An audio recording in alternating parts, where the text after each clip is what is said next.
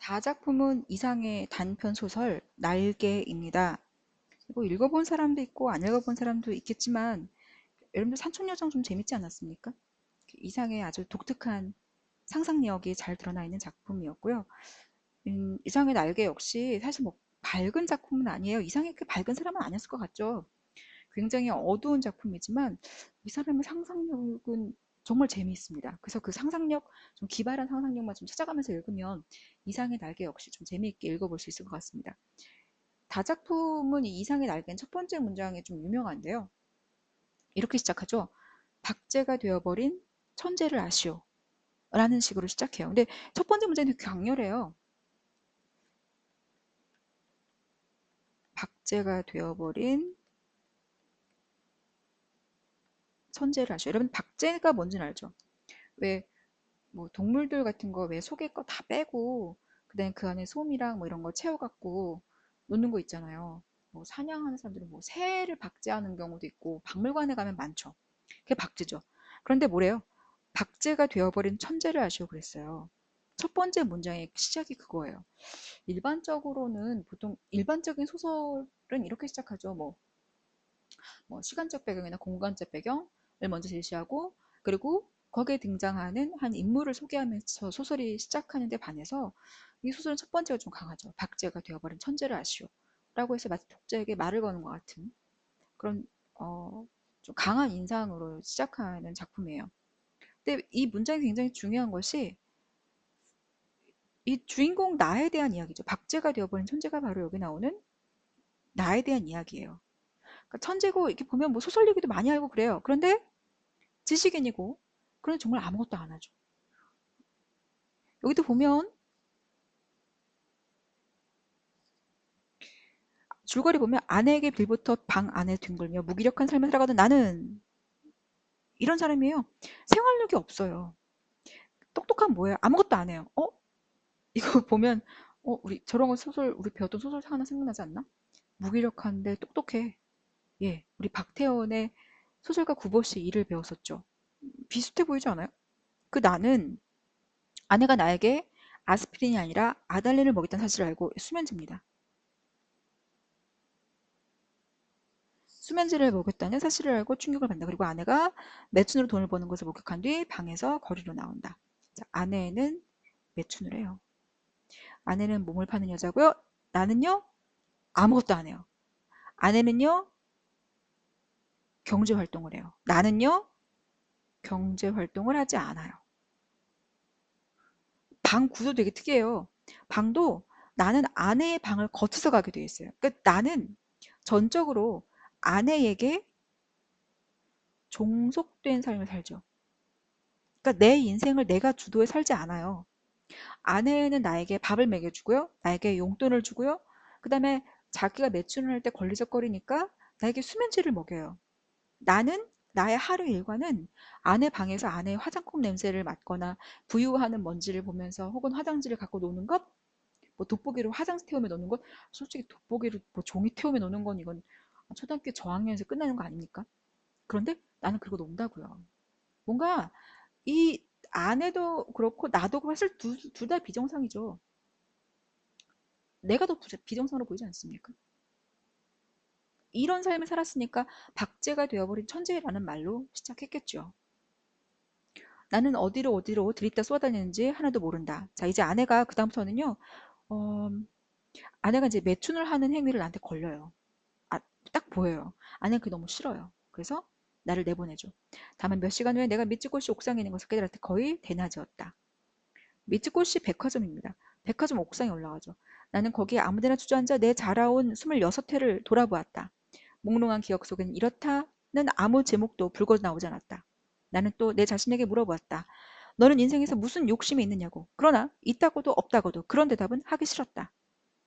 나는 거의 나 자신의 존재를 인식하기조차 어려웠다. 그렇겠죠. 박제가 되어버렸으니까요. 욕심? 없겠죠. 박제가 되어버려. 존재도 없는데 어떻게 존재를 인식할 수가 없는데 무슨 욕심이 있겠습니까? 딱 그 첫 번째 문장이 다 보여주고 있는 거예요.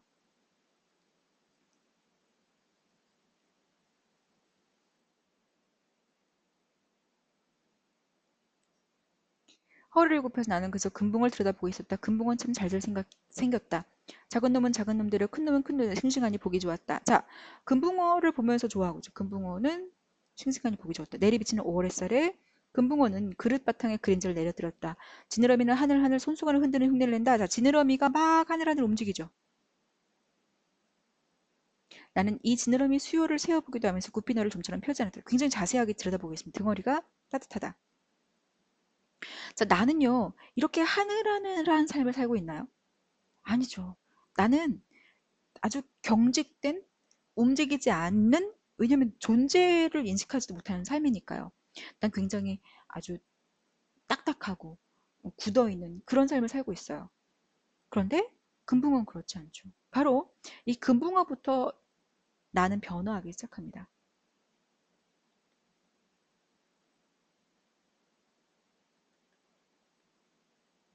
그 다음 보세요. 나는 또 회탁의 거리를 내려다보았다. 거기선 피곤한 생활이 꼭 금붕어 지느러미처럼 흐느흐느 허비적거렸다. 눈에 보이지 않는 끈끈한 줄에 엉켜서 헤어나지지를 못한다. 끈끈한 줄에 엉켜서 헤어나지 못한다. 나는 피로와 공복 때문에 무너져들어가는 몸뚱이를 끌고 그 회탁의 거리 속으로 섞여 들어가지 않는 수도 없다고 생각하였다. 그런 거 뭐예요? 회탁의 거리 속으로 섞여 들어가지 않는 수가 없으니까 회탁의 거리 속으로 이제 섞여 들어가야 되는 거죠. 근데 나는 그 회탁의 거리 속에 섞여 있지 않았거든요. 난 내 공간은 어디였냐면요. 내 공간은 아내의 방에 딸린 방이에요. 그 빛이 안 들어오는 그 어두운 방이에요. 그런데 생각이 바뀌는 거예요. 나는 나서서 나는 또 문득 생각해 보았다. 이 발길이 지금 어디로 향하여 가는 것인가를. 그때 내 눈앞에는 아내의 모가지가 벼락처럼 이거 보십시오. 실제하는 겁니까?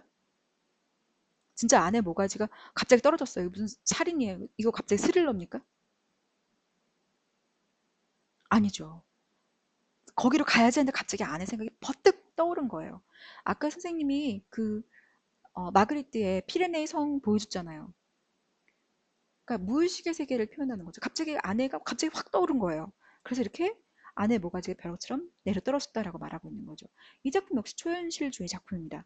아스피린과 아달린 거기에 대해서 다시 한번 생각하는 거죠. 그러니까 아내는 마치 내가 머리가 아프다고 하니까 두통약을 주는 것처럼 했지만 결국에 그는 수면제였던 거죠. 이제 아내의 의도가 뭔지 모르겠는 겁니다. 아내를 믿을 수가 없는 거죠.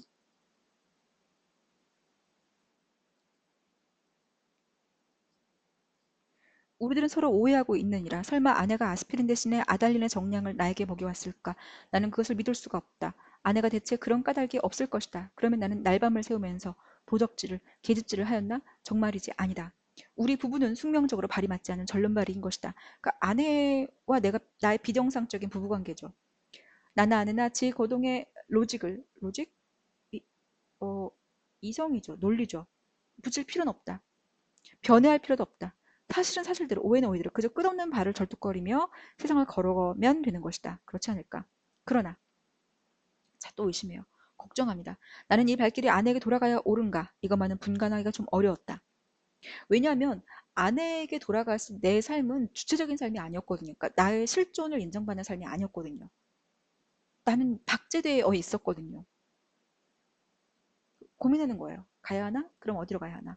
이때 자, 뚜 하고 정오 사이렌이 울립니다. 여기 안 나와 있지만 아내가 나한테 돌아와도 된다고 허락한 시간은 자정이에요, 자정.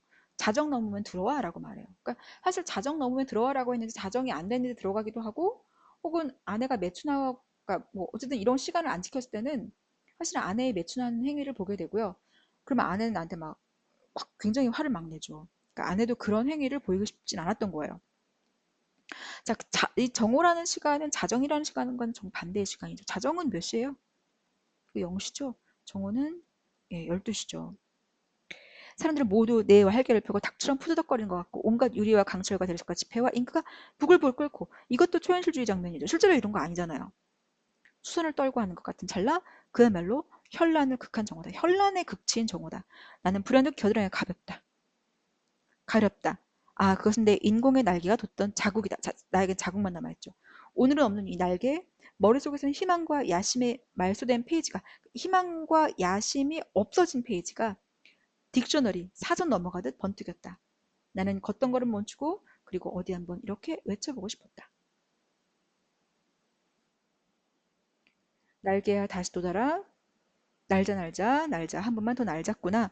한 번만 더 날아보자꾸나. 라고 하면서 지금 이 내가 아까 금붕어를 보고 그다음에 정오 사이렌을 들으면서 이제는 변화하고자 하는 거죠. 지금 변화의 의지를 아주 분명하게 보여주고 있습니다. 그 변화는 진짜 나를 찾기 위한 거죠.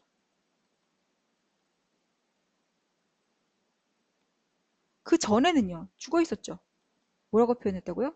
박제된 천재라고 표현했었죠.